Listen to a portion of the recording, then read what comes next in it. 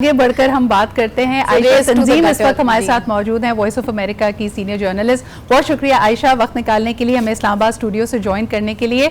How are the international observers viewing it? इसके हवाले से भी मिनिस्ट्री ऑफ इंफॉर्मेशन ने अपनी राय दी थी। मुख्तलिफ जर्नलिस्ट को वीज़ाज दिए गए हैं, ऑब्जर्वर्स यहाँ पे मौजूद हैं, और किस तरह देखते हैं वो पाकिस्तान के इलेक्शंस को, लेवल प्लेइंग फील्ड के बारे में वो क्या कह रहे हैं?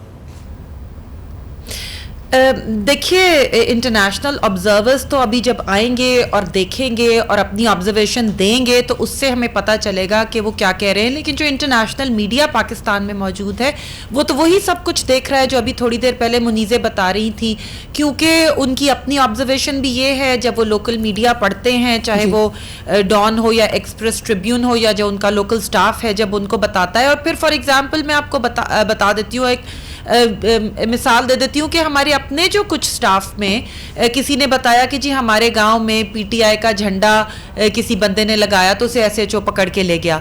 तो इस तरह के वाक़यात जो हैं वो इंटरनेशनल मीडिया के साथ जो लोकल स्टाफ काम कर रहा है वो उनको बता रहे हैं। वो ख़ुद भी जब कंस्टिट्यूंसीज़ में जाते हैं और लोगों से बात करते हैं तो लोग उनको ऑफ कैमरा कुछ बताते हैं, जब कैमरा ऑन होता है तो कुछ और बताते हैं। तो जो यहाँ पे बैनुल अक़वामी सहाफ़ी मौजूद हैं उनका तो यही ख्याल है कि इन इलेक्शंस में काफ़ी ठीक ठाक रिगिंग हो रही है, माय अपॉलॉजीज़, जिसमें प्री पोल रिगिंग या प्री पोल मैनिपुलेशन जो होती है उसका हाथ फिल अब तक बहुत ज़्यादा है। जिसमें आप देखें ना, पीटीआई के ज़्यादातर लोग तो जेलों में हैं, उनके इलेक्शन पेपर्स के साथ जो मसाइल हुए।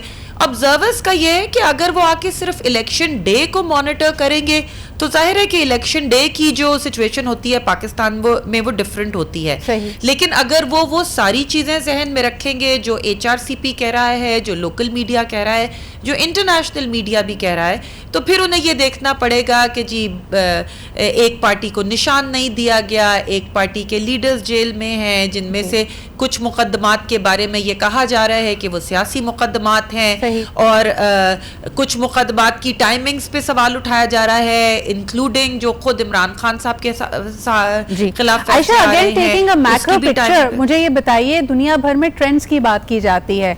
जब ट्रंप ने वॉल बनाने की बात की मेक्सिको के बॉर्डर पे तो कहा यह गया this is a politics of hatred. On the other hand अगर हम अपने इर्द गिर्द साउथ एशिया में देखते हैं तो पॉलिटिक्स ऑफ फियर, या एक ग्रुप को दूसरी कम्युनिटी से लड़वाया जाता है, या एक खौफ की फिजा, एक नफरत की फिजा क्रिएट की जाती है। ये जो फियर एलिमेंट इस वक्त पाकिस्तान के पॉलिटिकल सिनेरियो और इलेक्शनरिंग प्रोसेस में दाखिल हुआ है, इसकी वजह आप क्या देखती हैं? Is this politics of fear, is this politics of hatred, is it politics of no tolerance? क्या नाम देंगी इसको? It's all of the above, ये कॉम्बिनेशन है। और अगेन मैं रिफर करूंगी कि जैसे अभी मुनीज़े बता रही थी कि पाकिस्तान में पहली दफ़ा नहीं हुआ। 2018 में बेंचमार्क डिफरेंट होगा, थोड़ा मुख्तलिफ तरीके से होगा, मगर इसी किस्म की थी। आई थिंक इसको आप कह सकती हैं पॉलिटिक्स ऑफ कंट्रोल।